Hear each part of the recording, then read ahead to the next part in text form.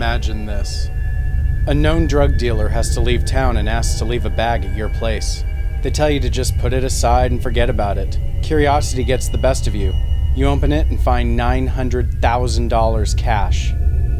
Many questions run through your mind. Where did this money come from? Where does it need to go? And why did they have to leave it at your place? Now let me ask you, what do you do? What do you do? Out of control! Out of control! Out of control! Every day I tell myself today I'm not going to go shopping.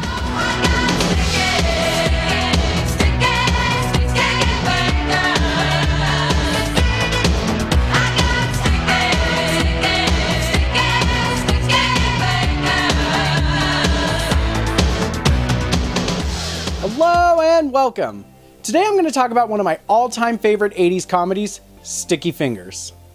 The film is about two struggling musicians.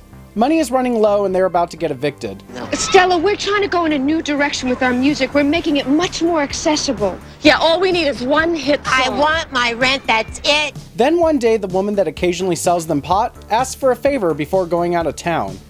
Lo, could you keep this bag for me? The damn thing is just so heavy. I don't want to throw out my back dragging it around all day.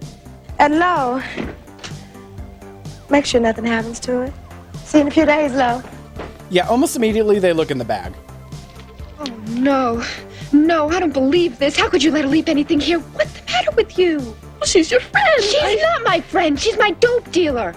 I thought she was a lawyer. No, she used to be. She wasn't making enough money. At first, they want nothing to do with the money, and they try to give it back to Diane, but she's already left town. The first time they spend the money, I kind of get where they're coming from. They're so behind on their rent, their landlady has put their apartment up for sale, putting them up against a wall. Diane would want us to take some of it so that we'd have an apartment to keep the bag. We will pay back every single cent, I promise. Move. Stella, say hello to March and April. Then after this, their apartment gets robbed. Luckily, the robbers didn't find the money, but the same can't be said about their musical instruments. My cello is priceless. It belonged to my grandfather. Where is it? Where did it go?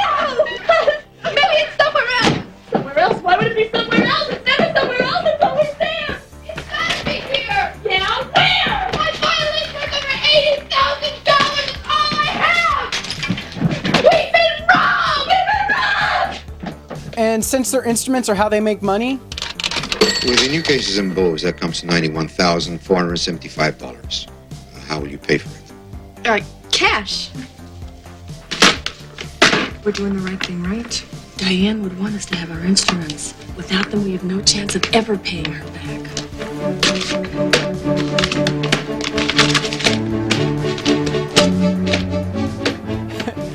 as they go deeper down the rabbit hole though, their reasonings become a little more absurd.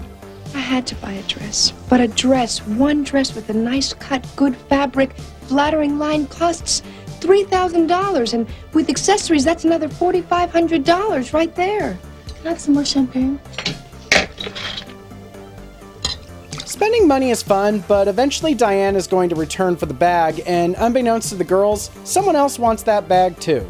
I don't have a lot I can say about this film. There's a part of me that wants to go on this really big rant about how this film perfectly captures the insatiable need for wealth and status that was so prevalent in the 1980s, and there is truth to that. $194,000 sure doesn't go very far. Don't worry, Lyle, you're only worth as much as you owe. But really, it's just a funny, good, sadly underrated 80s comedy. The film stars Melanie Mayron and Helen Slater. Mayron also co-wrote this film and is probably best known for starring in the TV show 30-something. I mean, I heard about this party, you know, and for 1 minute, I saw myself as Melissa Stedman, you know, meteoric artist, 2 columns in Interview magazine, and for 5 minutes, I just thought that if everybody I knew was there, you know, that I couldn't be that. Helen Slater is really fun to see in this movie because she was kind of playing against type. The films she was known for at the time, Supergirl, The Legend of Billie Jean, and Ruthless People, all had her playing this wide-eyed, sweet girl. No matter what I do or as nice as I can be, she just tears into me. She hates me. Sandy, You're her kidnapper. She's supposed to hate you. So I think she made the movie The Secret of My Success and this movie to get away from that.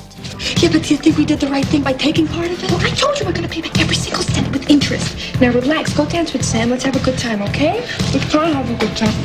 Oh, this cake sucks. The rest of the cast is pretty impressive too. For this little underrated film, there's some pretty noticeable faces in it, including Carol Kane, Eileen Brennan, Loretta Devine, and Christopher Guest.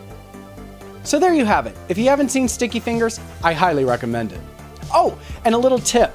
The credits don't scroll like most credits do, so if you're watching this with someone, just act like nothing's happening and watch them freak out. Thank you again for watching. I'll have another episode out real soon, and as always, until next time.